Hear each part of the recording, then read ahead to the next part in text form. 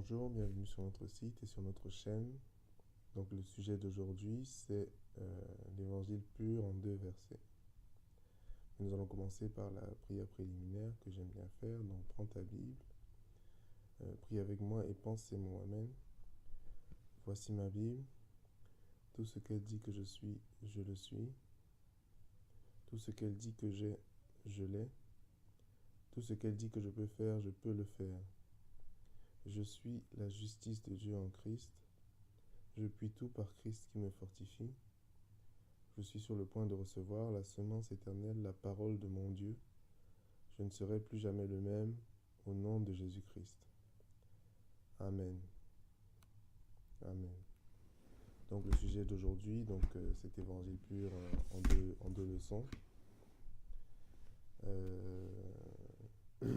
Donc on va le voir parce que c'est important qu'on soit bien d'accord tous ensemble sur les bases de l'évangile tel qu'elle était originellement.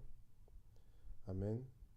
Et donc on va le voir dans deux versets très importants. Le plus important sera détaillé en deuxième. Donc c'est dans 2 Corinthiens 5, verset 19.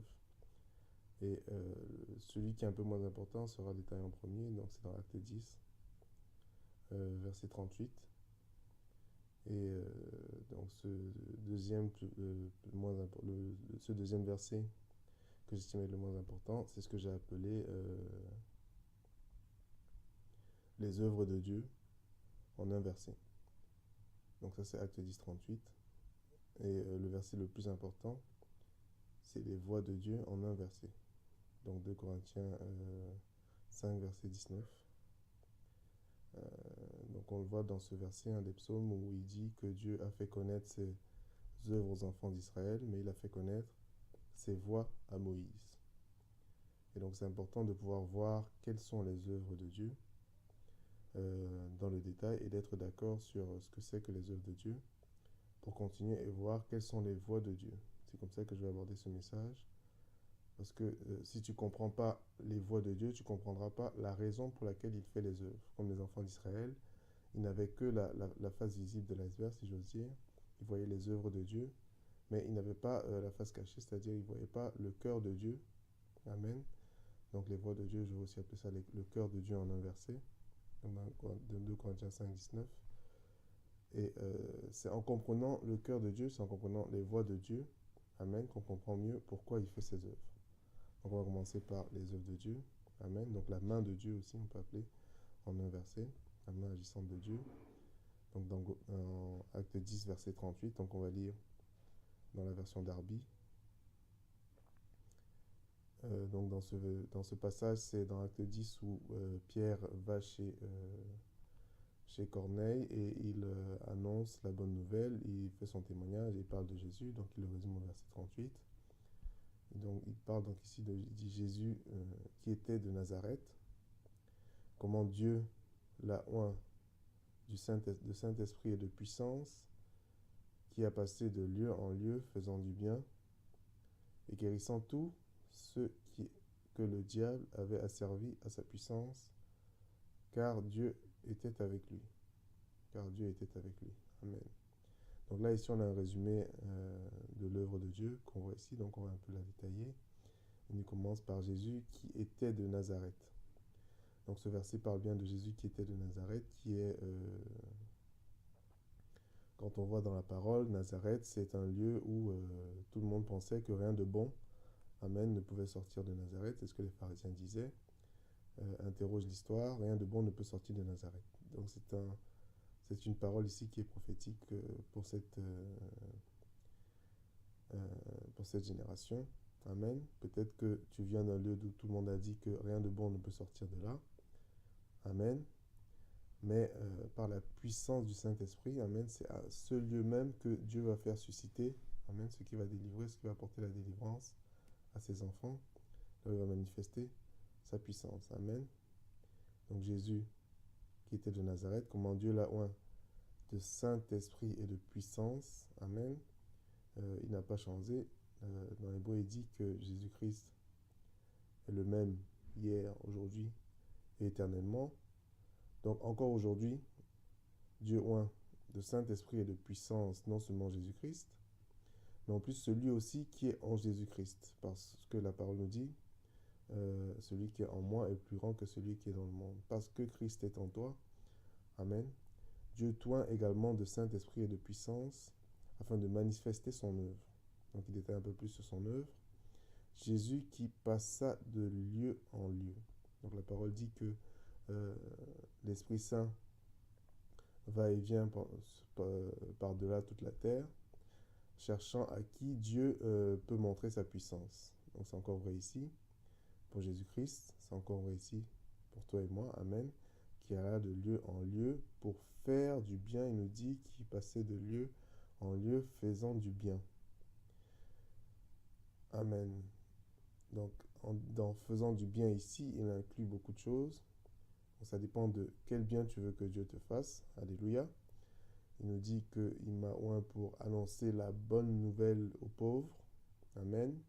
Si tu es pauvre et que Jésus-Christ t'apporte une bonne nouvelle, si tu es pauvre et que Jésus-Christ te fait du bien, ça veut dire que tu auras une provision abondante, tu rentreras dans une prospérité telle que tu ne sauras même plus où mettre tes bénédictions. Amen. Si tu as le cœur brisé, donc quand Dieu fait du bien, il fait d'abord du bien pour les besoins de base. Alléluia. Si tu as des problèmes maritaux, si tu as des problèmes relationnels, si tu as des problèmes relationnels et familiaux, Amen. Il dit aussi qu'il est venu pour guérir les cœurs brisés. Amen. Donc il apporte la réconciliation, il ramène le cœur des enfants au Père. Amen. Donc il est aussi là pour te faire du bien dans ce domaine-là. Gloire à Dieu. Amen. Faisons du bien pour les besoins matériels. Donc, au-delà des besoins matériels, il satisfait aussi les besoins de...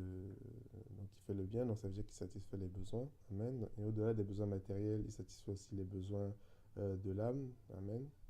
Donc, ici-bas, sur cette terre, tout le monde cherche soit la lumière, soit la connaissance. Amen. Le savoir, c'est le pouvoir, soit la gloire. Amen. Comme dans l'Empire romain, la gloire de Rome, etc. Et dans 2 Corinthiens, il nous dit, nous avons la lumière de la connaissance, de la gloire dans la face de Jésus-Christ. Donc, il nous faut aussi du bien dans ces domaines-là. Amen. Donc ça, c'est dans 2 Corinthiens. Et autre chose, donc il continue en disant qu'il allait de lieu en lieu faisant le bien et guérissant tous ceux qui étaient à sa puissance, guérissant tous. Il n'a pas changé. Il est le même hier, aujourd'hui et éternellement. La volonté de Dieu aujourd'hui, c'est de guérir tous ceux qui sont asservis à la puissance du diable. Pas de guérir certains, pas de guérir quelques-uns. Sa volonté, Amen, c'est de guérir tous ceux qui sont asservis, Amen, sous la puissance du diable. Donc là, il faut qu'on soit aussi d'accord sur ce point-là. C'est que Dieu n'a pas la volonté de guérir certains et de laisser certains autres dans leur maladie, dans leurs infirmités. Non, sa volonté, c'est de guérir tous. Amen. Guérissant tous ceux, donc il nous dit, ceux qui sont asservis, tous ceux que le diable a asservis à sa puissance. Dans la version seconde, tous ceux qui étaient oppressés par le diable, tous ceux qui étaient asservis par le diable. Et donc il nous montre aussi que la maladie, c'est souvent, Amen, une oppression du diable à plusieurs égards. Donc il y a des maladies qui sont naturelles, qui ont des causes physiologiques, qui ont des causes biologiques. Il y a d'autres maladies qui ont des causes spirituelles. Mais dans les deux cas, c'est des oppressions du diable pour te pousser à bout. Amen. Pour te faire perdre ta joie, pour te faire par là perdre ta force que tu as dans la joie du Seigneur. Amen. Alléluia. Et donc, quoi qu'il en soit, par la puissance de Dieu, Amen, c'est à nous d'utiliser l'autorité qu'il nous a donnée pour chasser les esprits malins qui sont derrière les maladies qui sont spirituelles. Amen. Pour commander aussi la guérison. Amen. Que la maladie soit spirituelle ou biologique. Amen. Parce que toutes ces choses ont été créées par la parole et elles seront restaurées par la parole. Amen. Et donc il nous donne la raison pour laquelle tout cela a été fait. Il nous dit car Dieu était avec lui. Car Dieu était avec lui. Et aujourd'hui Dieu est avec toi, Dieu est avec moi. Il nous dit dans sa parole que je suis avec vous tous les jours jusqu'à la fin du monde. Donc Jésus-Christ, qui est l'image visible du Dieu invisible. Amen. Donc Jésus-Christ et Dieu sont avec toi tous les jours jusqu'à la fin du monde. Donc la mission que Dieu te donne à cet égard, amen, c'est aussi de faire son œuvre qui est résumée dans ce verset. Il t'oint de Saint-Esprit et de puissance, amen, pour que tu ailles de lieu en lieu.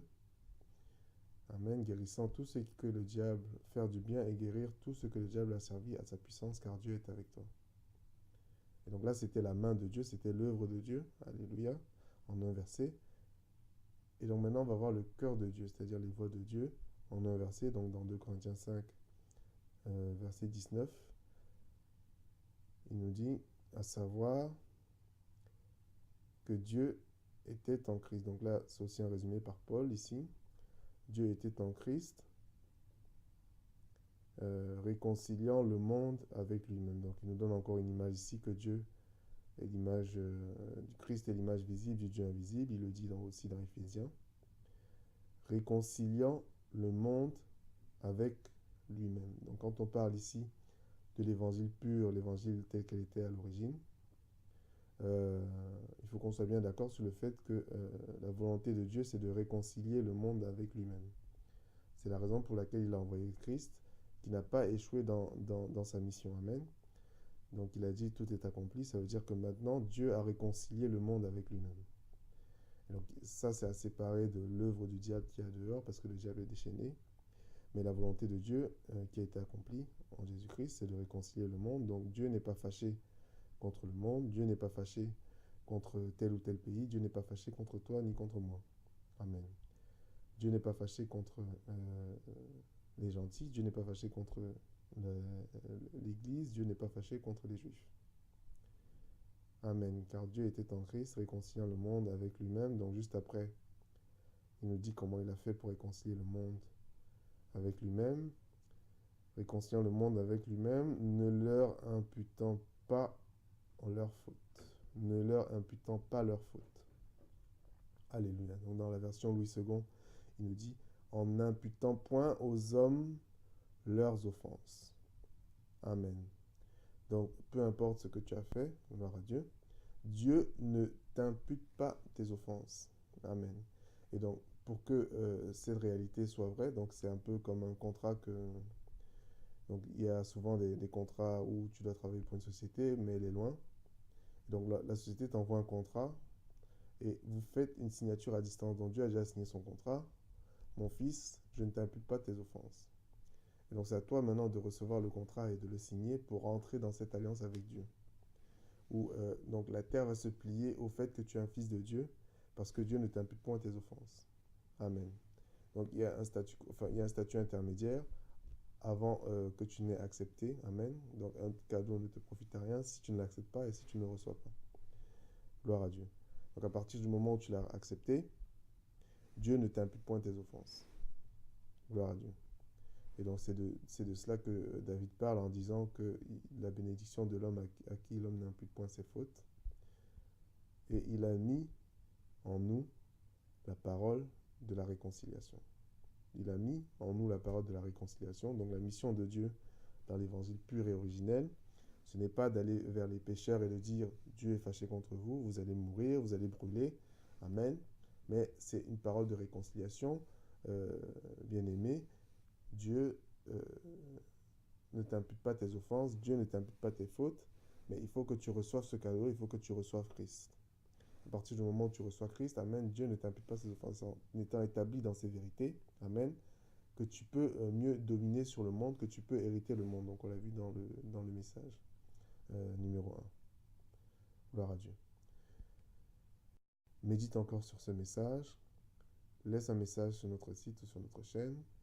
N'abandonne pas la grâce de Dieu.